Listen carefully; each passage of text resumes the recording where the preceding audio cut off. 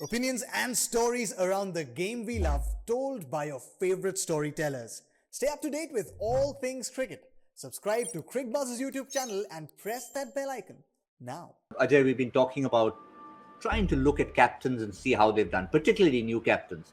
And in Rahul's case, we're only saying new captain because it's captaining a new franchise. And today he completely looks switched on and in charge. Yeah, he looks in charge. He looks.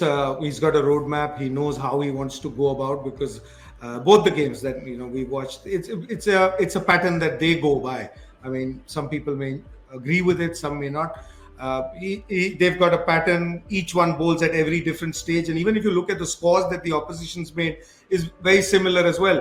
Whether it's the power play, first 5 overs, second 5, third 5, fourth 5, everything is going at the same pace, and that's one reason is because of what you say. KL Rahul controlled his bowlers. He knew exactly when to bring on who, and they're sure of what they're trying to do. I don't think they're moving too much with the score or what's happening at the other end.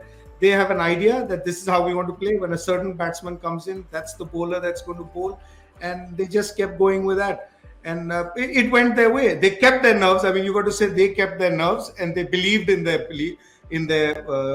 the matchup or match play that they wanted to play. Whereas with Sunrisers, you thought they probably panicked a bit too soon. When they sent in Washington Sundar ahead of some others well. But when you lose, there are enough things to find and look and say, oh, this could have gone wrong, that could have gone wrong. And when you win, KL Rahul looks like a brilliant captain because it's exactly what he wanted to do, and he did, and he ended up being on the winning side.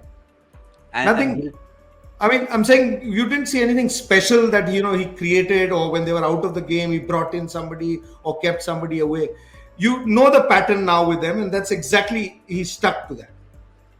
Yeah, and he'd be more glad, Joy, if you have a look at the bowling figures, that his spearhead, in a sense, his wicket taker, Ravi Bishnoi, had an off day, 4 overs, none for 29. Again, not the worst spell in the world, but wicketless. He's a wicket taker. And therefore, he was able to turn to somebody like a Krunal to pick up a couple of wickets. Avesh was brilliant. And then just the icing on the cake was the replacement for Dushmanta Chamira, Jason Holder. Absolutely. And I think, look, Andrew Tye was expensive. Notice today, last time they bowled Deepak Hooda, he was effective for them. He got something out of it. Today, the matchups didn't work for whatever reason it was. At that point in time, I think Puran hadn't come in. And after that, they just wanted to use Bishnoi to attack Puran. So they didn't go with Deepak Hooda because Bishnoi had that 16th over, if you remember, which is quite late for a spinner. So I think, look, they played it well, and they've got Deepak Hooda's 4 overs in their back pocket as well. So those 6 bowlers are going to be the key. They're going to play around with these guys. Andrew Tye was expensive, and every time they'll probably look at it and wonder whether they want an out-and-out fast bowler like Chamira instead. But I think what they are also thinking about is that as the pitches deteriorate, bowlers like Tye will probably become more and more useful to them in any case. As the pitches deteriorate, they get slower. Jadev Unadkats and the Andrew Tyes of this world will become more and more important to the game.